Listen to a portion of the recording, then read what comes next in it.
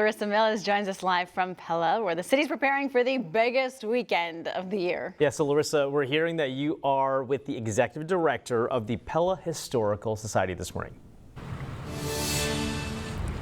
Yes, good morning. That is correct. We are here with Jessi Galligan, who is, as you mentioned, the executive director of the Pella Historical Society. Thank you so much for joining us this morning. Absolutely. Great to be here. So you are from Pella. You were born and raised here. You grew up going to Tulip Time. You now get to help kind of lead that. Can you tell me a little bit about what you do with the Pella Historical Society? Sure. I'm the executive director at Pella Historical Museums. I stepped into this role back in September, but was involved heavily before that as well in other roles. So I'm in charge of our staff, of making sure operations run smoothly, and this time of year just answering a whole lot of questions about our beautiful community.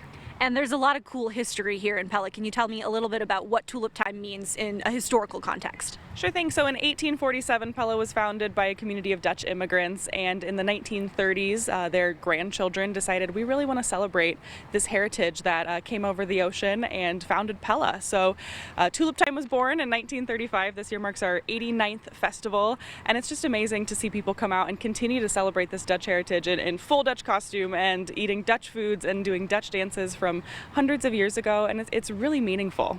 I was going to ask, you were obviously all dressed for the occasion. Everyone kind of on staff here is. Can you tell me a little bit about what you're wearing and its significance? Sure. So I'm wearing a Walkerin costume. This is a former island off the coast of the Netherlands. This costume was made by my grandma a few years ago. She did all the cross stitch and everything on the front, so it's really special to me.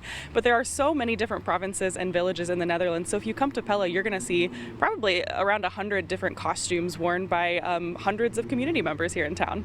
And I also understand that during Tulip Time, a lot of the proceeds end up benefiting kind of a lot of this historical work. Can you tell me a little bit about that? Yeah, Tulip Time is run, sponsored, organized by Pella Historical Museums and has been since the second festival in 1936. So what happens here this weekend funds what we do for the rest of the year, and it's just a wonderful opportunity to see people come out, support Pella Historical Museums, whether they know it or not, and get to be a part of this legacy that continues offering programming and museum archives throughout the entire year. Very, very cool. Well, thank you so much for joining us this morning. As you guys can see, there's so much cool stuff going on here this weekend. Pretty flowers, cool history, cool food. Definitely going to be a fun thing for people to come out to.